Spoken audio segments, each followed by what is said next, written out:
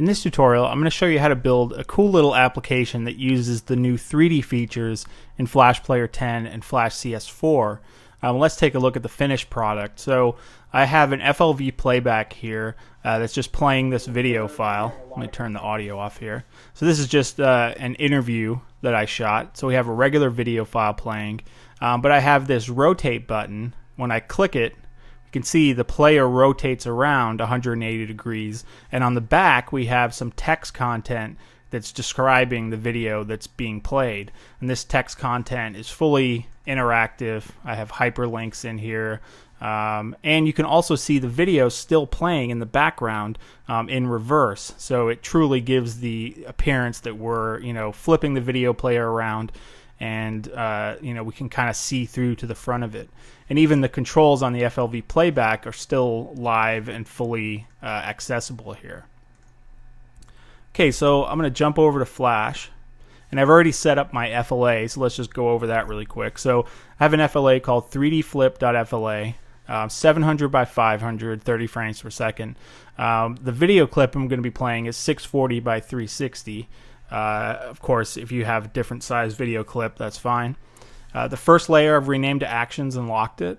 The second layer is called Loading, and it just contains a simple movie clip of some text that says Loading with an instance name of Loading. And this is merely so I can have something displaying while the video is queuing up to play.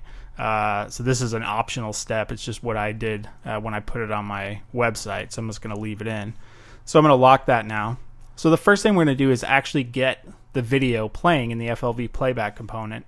So I'm going to create a new layer, and I'm just going to call it container. Now this is eventually going to contain the 3D container that we're going to be rotating around. And now in the library, I already have an FLV playback component here. If not, if you don't have that, you can get it out of the component panel. So I'm just going to drag this to the stage, and now I need to set the URL to the video that I want to play. So I'm going to go to the Properties panel. I'm just going to click this little icon. It's going to launch the component inspector. And then now from here, I'm going to double click on Source, and I'm going to paste in the URL to the video file that I want to play. If you don't have a video file, you can pause it right here and grab this URL if you want to use this. This is actually a high bitrate, high quality video file. So if you used a lower bitrate video, you'd probably see some performance gains. But I'm going to click OK. And now Flash is going out and getting the metadata for that video file so it can resize the FLV playback component. I'm just going to cancel it because generally you just need to let it go for a second for it to resize itself. So now I can close this. Now I'm just going to Command Enter, and we can see our video starts to play. Okay, so now we have our video playing properly. Now the next thing we need to do is to put that rotation button on here that's going to react to our click events.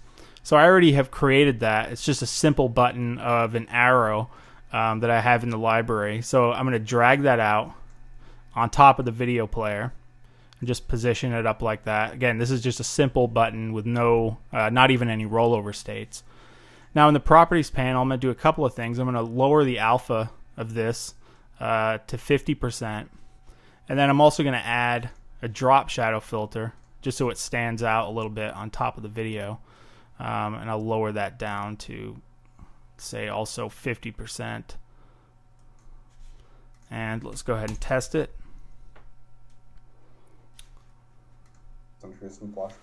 So now you can see we have that button overlaid on top of the video. Again, this isn't going to win any art awards, but it's good enough for what we want here. So now let's give these things some instance names. So I have this button. I'm just going to give it an instance name of Spin. And then for the FLV playback component, I'm just going to give it an instance name of FLVP. Okay, so now we have these two pieces. Now we actually want to wrap these into a single movie clip. So I'm going to select the FLV playback component and the Spin button and choose Convert to Symbol. And now I'm just going to give this a name of vid, and I'm just going to put registration in the upper left. Click OK. So now we have our vid clip, and I'm going to give that an instance name also of vid. Okay, so this is the first clip. There's going to be 2 clips in our 3D container, one for the front and one for the back. This is obviously the clip for the front. Now let's go ahead and wrap this inside of another movie clip, and this is going to be our container. So again, I'm just going to choose convert to symbol, and I'm going to call this container. Now this one, I want the registration point to be in the center so that when we rotate, it's going to be rotating nicely, and anytime we do a transform, it's going to be transforming from the center. I'm going to click OK, and I'm just going to give this an instance name of con for container.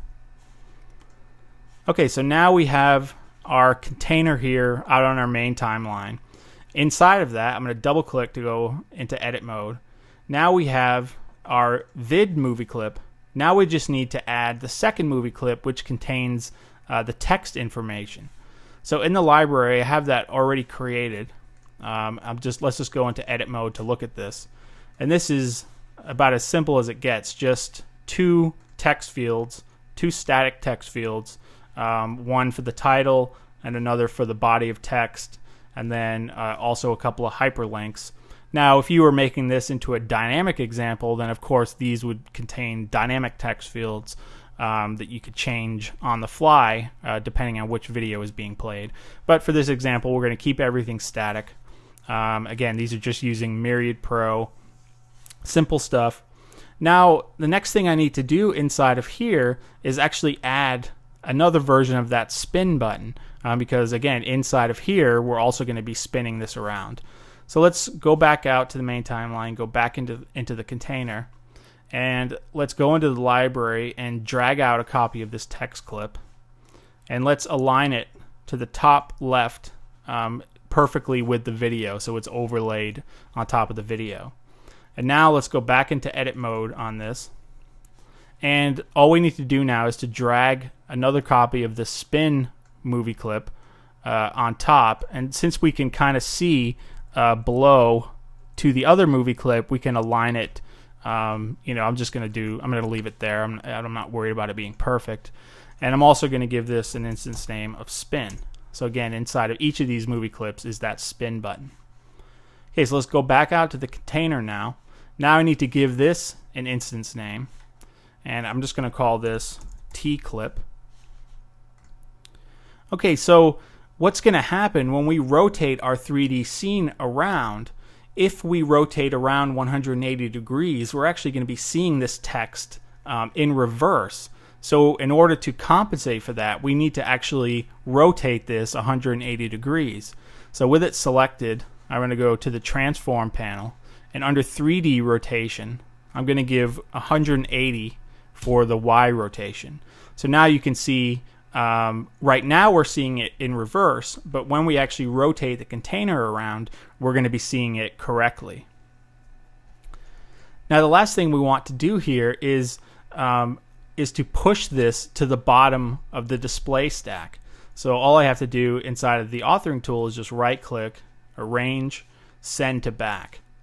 So now that is actually on the bottom of the display stack, and our vid clip is on top. Now the 3D inside of Flash Player 10 doesn't do any type of automatic Z sorting for us. So we're going to have to write a simple function that swaps the display order of these 2 clips depending on the rotation. Okay, so now I have my container set up. Let's go back out to the root timeline. Now we can start writing our Actionscript code. But let's just go ahead and test this to make sure nothing's broken. So now you can see, we could see the reverse there for a second until the video loaded, and everything looks good at this point. Okay, so let's go ahead and start writing the action script. I'm going to open up the actions panel. Okay, so the first thing I want to do is to import a couple of classes. I'm going to be using Tweener to actually do the animation here. So I'm going to import the Tweener classes, Karina.transition. So you can look back at my other tutorial for more information about how to use that. And then I'm going to import the FL.video package. So this is the package. Anytime you're dealing with the FLV playback component, its classes are inside of this FL.video package. So I'm just going to import them here. Okay, so the first thing I want to do when I come into my movies, I want to set the visibility of my container to false until the video has actually started to play, so that we don't see everything looks nice when we first come in. So I'm just going to say con.visible equals false. So when we immediately come in, we're not going to be able to see that. Okay, next thing I want to do is to actually respond to the video event.playingStateEntered event. This is going to fire when the FLV playback has started to play my video. And when that happens, then I want to turn the container's visibility to true and turn the visibility of that loading clip to false. So I'm going to say, actually, let me just get a quick little shortcut to it. So I'm going to say var FLV, and that's going to be FLV playback component is equal to con.vid.flvp. This is just so we have a nice little shortcut to where the FLV playback component is. Now let's respond to that event. So FLV.addEventListener. Now this is going to be video event, and I want to get playing state entered. So again, this is the file that's actually inside of the fl.video package. And I want to have that call a function called onStart. Now let's go ahead and create that function really quick. It's not going to be returning anything. Okay, so inside of here again, all I want to do is turn on the visibility of the container and turn off the visibility of that loading clip. Okay, so let's test it and see what we have now. So we can see that I can't see the container until the video starts playing, and then the visibility turns on. So that piece is working fine. Okay, the next thing I need to do is to actually respond to the two click events for those spin buttons. Again, there's two spin buttons, one in each clip. So I need to set up the event listeners for those.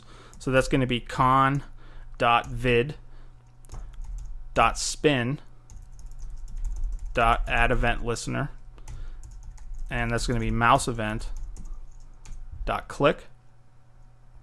And I'm going to have this call a function called CL.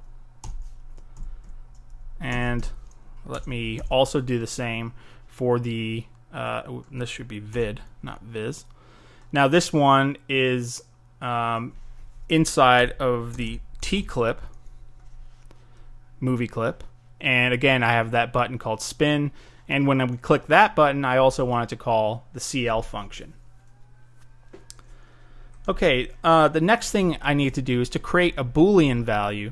Now this is going to tell me, is the container currently spinning? If it is, then I don't want to respond to any click events on those spin buttons, just so that we can keep our 3D math easily. So if the user can keep hitting that button, it makes it more complicated to figure out where we should be positioning it. So I'm just going to create a variable. I'm going to say is turning, and that's going to be a Boolean. Now when we first come into the movie, obviously it's not going to be spinning. So I'm going to say I'm going to set it equal to false. Okay, so now let's start creating that CL function. Again, this is going to be fired anytime one of those spin buttons is clicked. So function CL.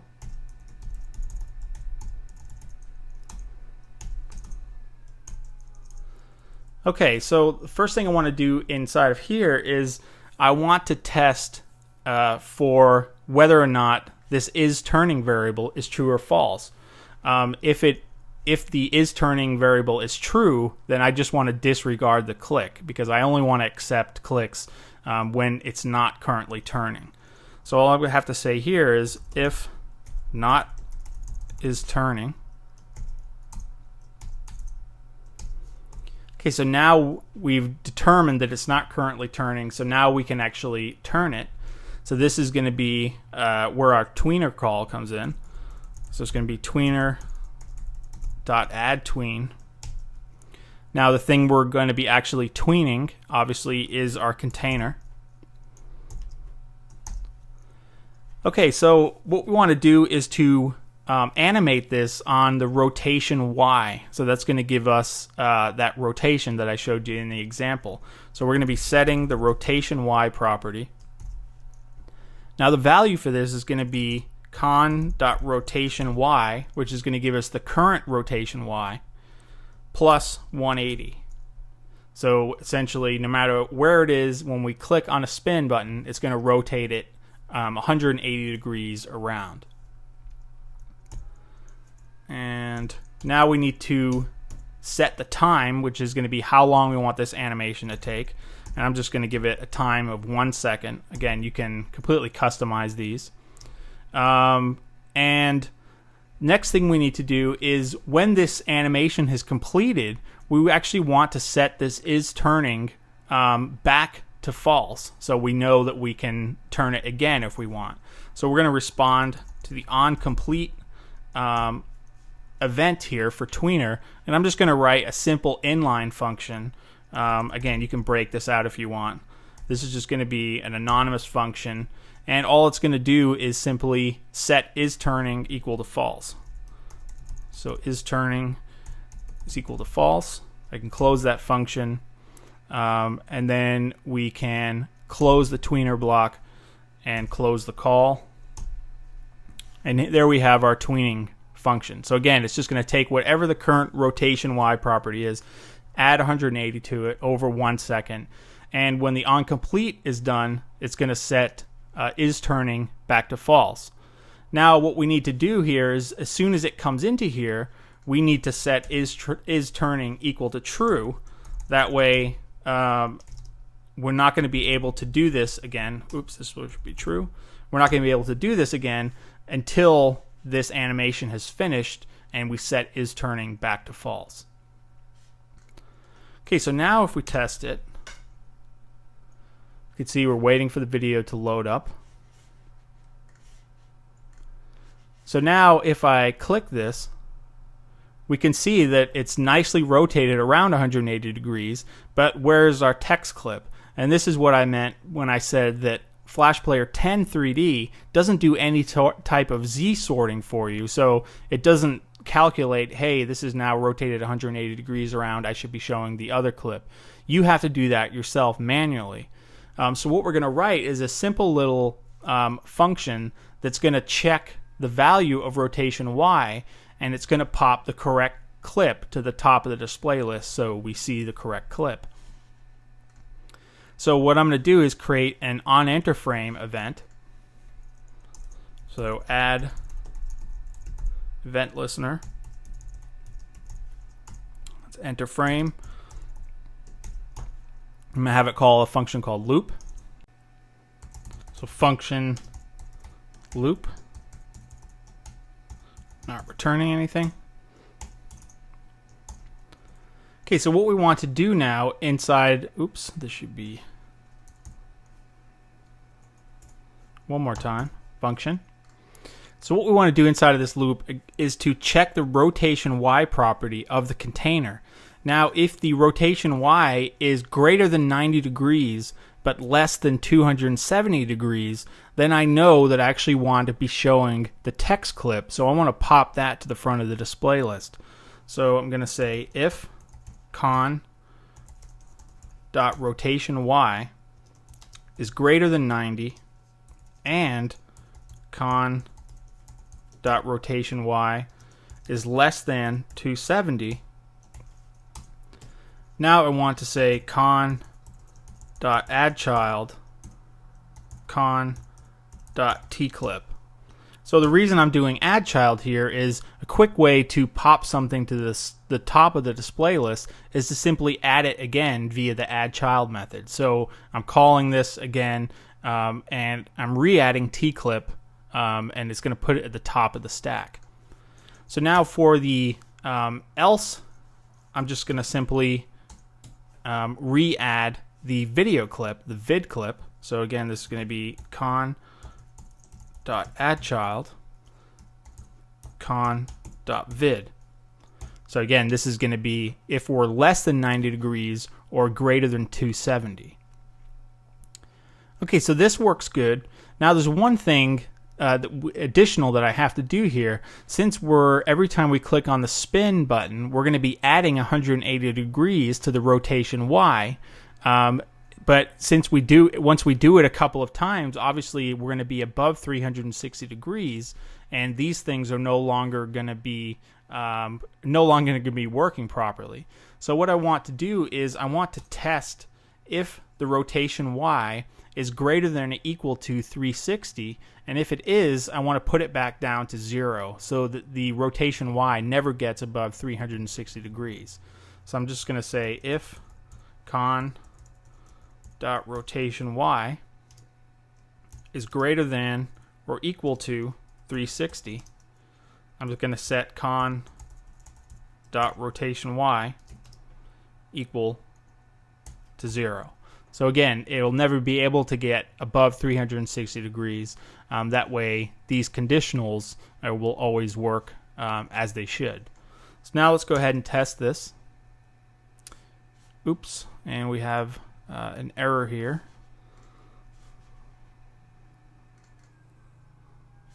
Oh, yeah. This should be event with a capital. Okay, so now we're waiting for the video to load. We have that video playing. And now when I click the spin button, you'll see as soon as I get past 90 degrees, we're going to be seeing the text clip. Now it does it so fast that you can't tell, because at 90 degrees you're not really seeing anything.